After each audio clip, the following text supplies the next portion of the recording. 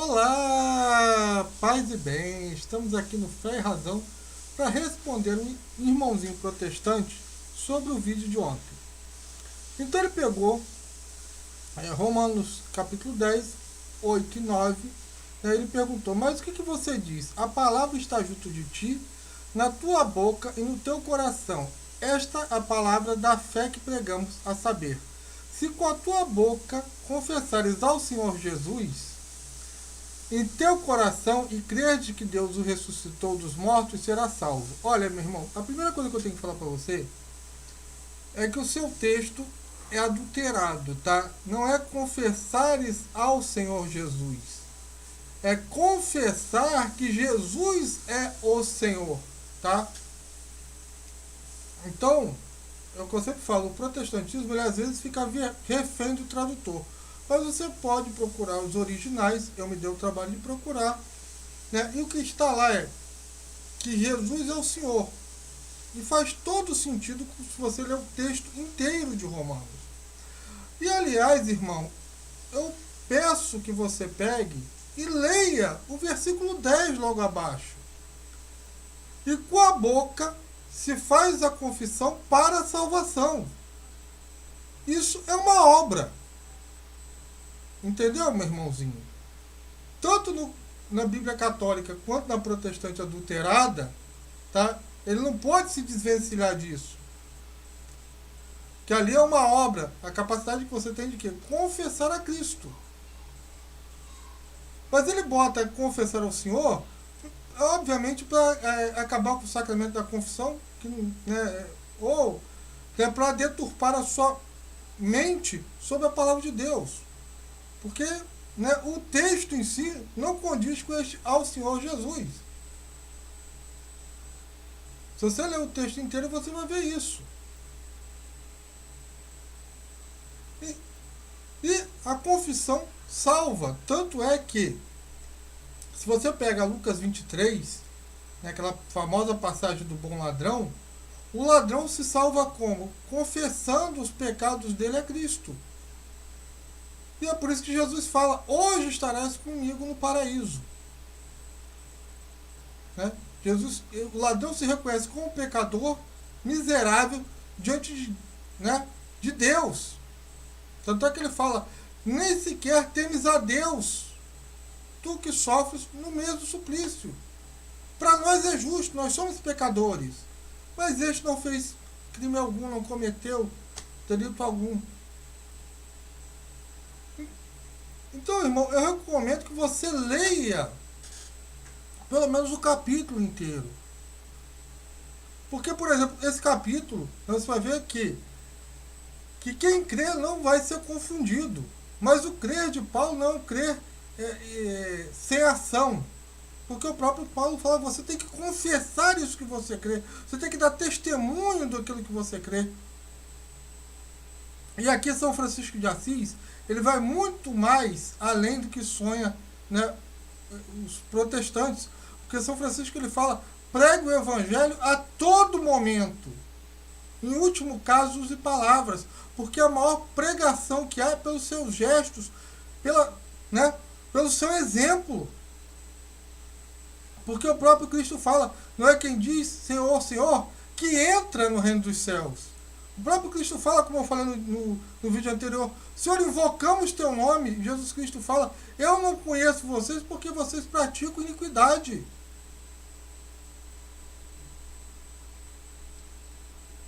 Só que há mais uma profundidade em cima disso. Paulo, quando escreve aqui, ele está falando da salvação dos judeus. Se você for ler, ele vai começar a falar, né, que não há distinção entre judeu e grego, o senhor é um escravo. Paulo fala que a pregação não vem da leitura da Bíblia, como os judeus acreditavam, mas sim pela pregação da palavra. A fé vem do ouvir. Se alguém tem ouvidos, que ouça. Paulo fala, porque como é que vão invocar se eles não têm fé? Como crerão se eles nunca ouviram falar? E como ouvirão falar se não tem quem pregue? E como pregarão se não forem enviados? Quer dizer, o cara não pode se auto-ungir.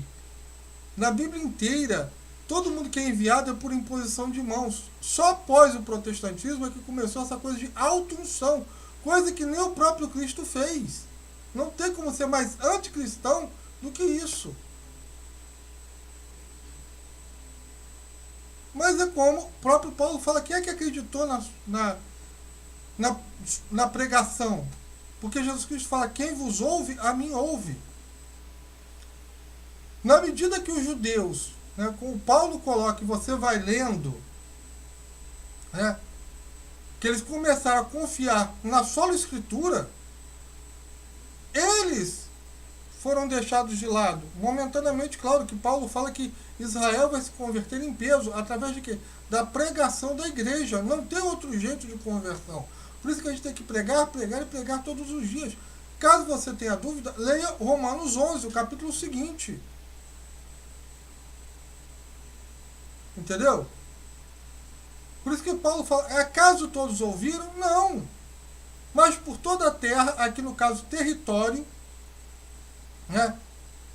Tanto é que ele fala, já tinha sido pregado. Quer dizer, aonde? No território. O termo aqui, terra, tá? Titio Cris Macabeus explica que é território. Então ele fala, caso Israel não compreendeu, né? Mas o que Paulo fala? Porque houve um espírito de torpor. Então eles se tornaram inimigos do Evangelho. E veja o seguinte, tá? Evangelho não é Bíblia. E Escritura também não é palavra de Deus. Porque Jesus Cristo fala em João capítulo 5 que os judeus não tinham a palavra de Deus. Não tende a sua palavra permanente em vós. E Jesus Cristo fala que eles liam as Escrituras diariamente, tentando ali, né, achar a vida eterna. E aqui também o irmãozinho protestante pode não entender, porque esse é outro texto que os protestantes adulteraram. Porque você vê o seguinte, eles achavam que através da leitura, né, do Torá e através de obras, né, da lei, eles seriam salvos mediante reencarnação. Essa era a crença judaica. Mas Jesus Cristo fala, não senhor, as Escrituras não têm vida eterna. Quem tem a vida eterna, a palavra de Deus, que vocês não têm, né, sou eu. O que as Escrituras dão é simplesmente testemunho de mim.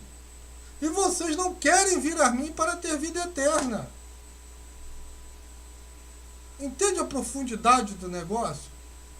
Então, irmãozinho, como é que eu vou tentar explicar para vocês aqui, né, a diferença da graça, como eu falei, né, anteriormente, no protestantismo para o catolicismo? Para nós católicos, né, a graça nos impele, né, a boas obras. É correto? É através delas que nós vamos chegar à salvação. Porque é por elas que nós vamos ser julgados. Para o protestante, a graça encobre, né, os pecados. Ele não é justificado realmente. Ele tem a aparência de justificado e a aparência de salvo. Então vamos lá. O tio Cláudio vai fazer um desenho aqui. Né? Então, tanto católicos como protestantes são batizados. E aqui eu estou pressupondo que esse batismo é válido. Em nome do Pai, do Filho e do Espírito Santo. Os dois recebem a mesma graça divina. Os dois são os mesmos. Se tiver algum católico aí reclamando, o problema dele, mas é o que a igreja prega. Né? Que é aceito em certos meios protestantes o batismo. Então, se a igreja que liga o céu e a terra, né, diz que o batismo é válido, vai discutir com a igreja. Nós recebemos a mesma graça divina, o mesmo combustível divino, o mesmo carro. Só que nós temos que ir, né, numa estrada que é composta por névoas, é um nevoeiro. Né? Por quê? Porque nós vamos, como diz Hebreu, pela fé. A fé é o fundamento, a esperança, é uma certeza a respeito do que não se vê. Quer dizer, uma certeza que não é absoluta. É assim que nós caminhamos aqui. Então nós temos um carrinho e nós vamos nessa estrada no nevoeiro, né? E aqui eu botei a distância de Pelotas a Salvador. O nosso objetivo é chegar em Salvador. São 3.353 quilômetros, é um dia e 16 horas de viagem, né? Se você tiver um dia disposto a fazer isso, beleza. Né? E aí você vai, né? Você recebeu essa missão, esse ir do Cristo. Beleza. Aqui é que tem a diferença entre o católico e o protestante. O católico, ele vai para a estrada. Ele entra na estrada, né? Ele se aventura, ele vai para a esperança, ele não fica só na fé. E aqui a fé, quando você não entra na esperança, ela vira uma crendice. Entenderam? É claro que no meio desse caminho todo, ele vai precisar, né, de uma revisão nesse carro, botar combustível. Por isso existem os sacramentos. Confissão, para fazer uma revisão nesse carro, né, ver se está tudo ok. E o combustível nosso, que é a Sagrada Eucaristia. Que nos faz o quê? Sacramentos são sinais visíveis da graça de Deus em nós, assim como o batismo é. Então a gente recebe isso e continua a nossa viagem. Né? E um dia a gente vai chegar a Salvador. O mesmo aconteceu lá atrás, na história de Moisés. O povo todo passou pelo Mar Vermelho. Eles foram batizados no Mar Vermelho. Aquilo prefigura o batismo. Se alimentaram de maná. E tiveram que confessar a Deus. Pagaram os seus pecados, né, por 40 anos, pelos pecados que eles cometeram. Tá, essa história de confessar os pecados, eu sei que o protestante ele não vai entender essa analogia, beleza, porque ele vai dizer, os que pecaram morreram no deserto. Mas a nosso reboot, para quem não sabe, são os nossos filhos.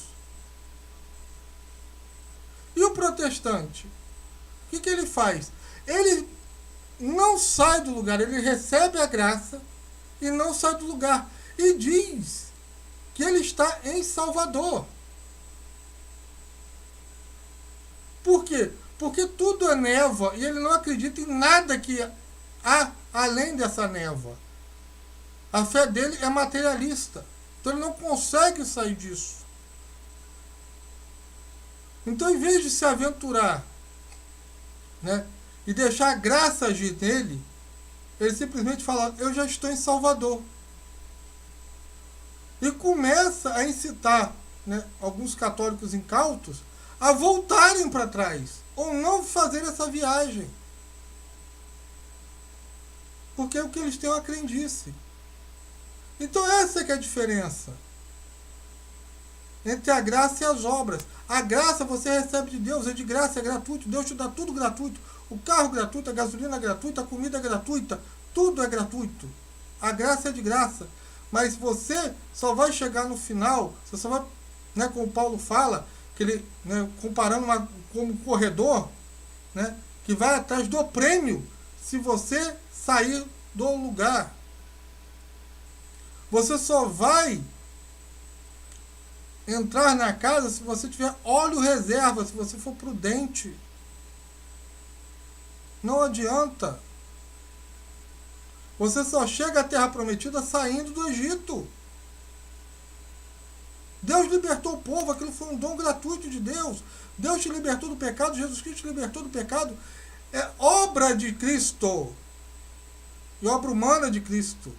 Isso que é detalhe. É aqui que a graça e a obra humana se unem perfeitamente. Por isso que Jesus Cristo é o verdadeiro homem e o verdadeiro Deus.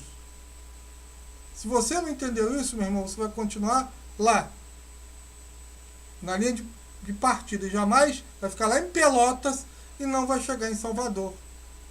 Entendeu? Essa aqui, é por isso que você tem que ter fé e obras juntas. Se você não tem, beleza. Mesmo que você seja protestante, que você não acredite em obras, mas se você praticar o bem, você vai ser julgado pelas suas obras. Ninguém jamais será julgado pela sua fé. Porque a fé é uma coisa inconstante, a caridade não. Tanto é que Paulo fala que mesmo que ele tivesse fé para transportar a montanha, se ele não tivesse a caridade, o amor, que é o dom maior, mais importante que tem, de todas as virtudes, fé, esperança e caridade, ele não seria nada. Entendeu, meu irmão? Então, se você entendeu, dê seu joinha, compartilhe nas redes sociais e não esqueça do meu apoio, que com ele, né, com R$ 5 você ajuda uma família que precisa. Paz e bem para todo mundo e até a próxima. Amém.